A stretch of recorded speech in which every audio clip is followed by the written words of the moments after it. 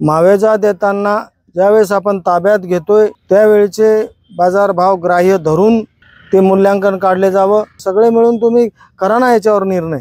आणि हा निर्णय काय देवमूर्तीसाठी, जालन्यासाठी, जालना जिल्ह्यासाठी की संपूर्ण महाराष्ट्रासाठी लागू होईल। बुधवार आमचा चुकणार नाही, मंगळवारपर्यंत काय तो निर्णय घ्या। बैल गेला आणि झोपा गेला असं काही होऊ देऊ नका। एकदा पुलाखालून पाणी वाहून गेलं की मग नंतर काही हातात येत नसतं। पूर्ण जालना जिल्ह्यात बंद तर होणारच आहे, पण आम्ही रस्त्यावर उतरणार आहे।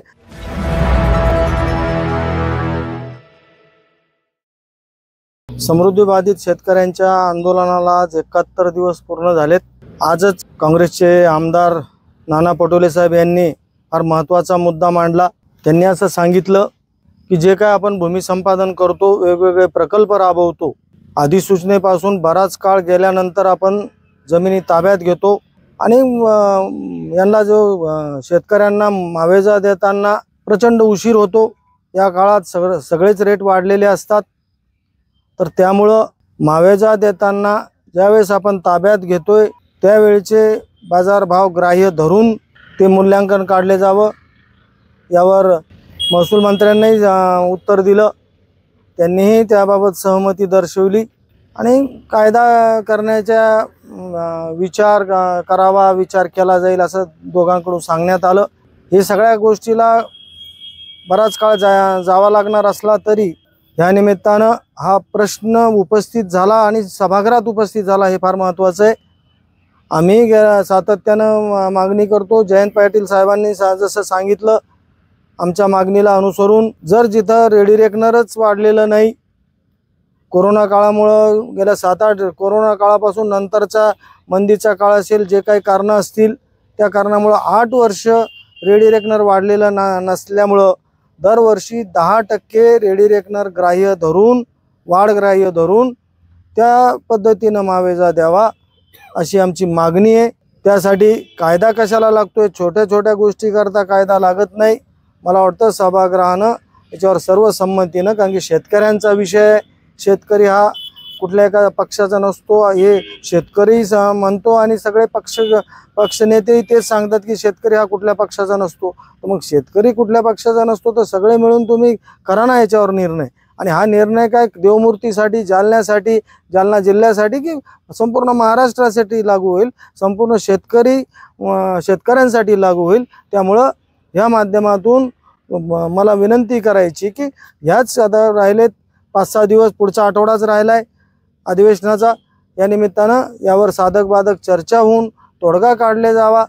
आमची पहिल्यापासूनची मागणी आहे की आम्हाला चालू बाजार भावानं द्या, परंतु त्याच्यावर विचार होत नाही। जिल्हाधिकारी आणि SDM साहेबांना मुंबईत बोलावणं आलं होतं, मला वाटतं ते आजही तिथंच होते की काय, यावर वाटतंय प्रशासन अनुकूल असेल, आम्ही तशी अपेक्षाही व्यक्त करतोय। परंतु एक दिवस निघत चालल्यानं घालमेलही वाढत चालली, होईल का नाही होईल असे शक्यतेनं मन थोडं खिन्न झाल्यासारखं झालंय। त्यामुळं आम्ही सांगितल्यानुसार बुधवार आमचा चुकणार नाही, मंगळवारपर्यंत काय तो निर्णय घ्या। नंतर काय होतं माहिती आहे का, बैल गेला आणि झोपा गेला असं काही होऊ देऊ नका। एकदा पुलाखालून पाणी वाहून गेलं की मग नंतर काही हातात येत नसतं।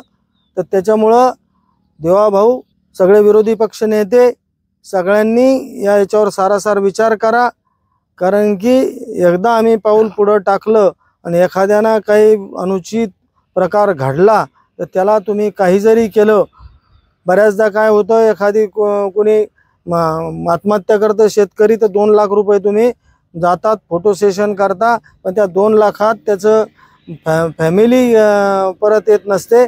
तशाच पद्धतीनं गेलेली वेळ परत येणार नाही। एखाद वेळेस असं काहीच घडल्यानंतर तुम्ही कायदाही कराल, आमची जी रास्त मूल्यांकनाची मागणी तीही पूर्ण कराल। पण काय होतं, एकदा गालबोट लागलं कुठल्याही गोष्टीला एक हे असती, किंमत असती, ती किंमत निघून गेल्यानंतर देण्यात काही फायदा नाही। त्यामुळं शासन प्रशासनानं येणाऱ्या आठवड्यात म्हणण्यापेक्षा सुरुवातीचेच 2 दिवस, कारण की आम्ही 3ऱ्या दिवशी पूर्ण जालना जिल्ह्यात बंद तर होणारच आहे, पण आम्ही रस्त्यावर उतरणार आहे. सगळं आम्ही जे सांगितल्याप्रमाणे तिथं जाऊ आणि आत्मदानाचा इशारा आमचा ठरलेलाच आहे. त्यामुळं याच्याबाबत सारासार विचार व्हावा.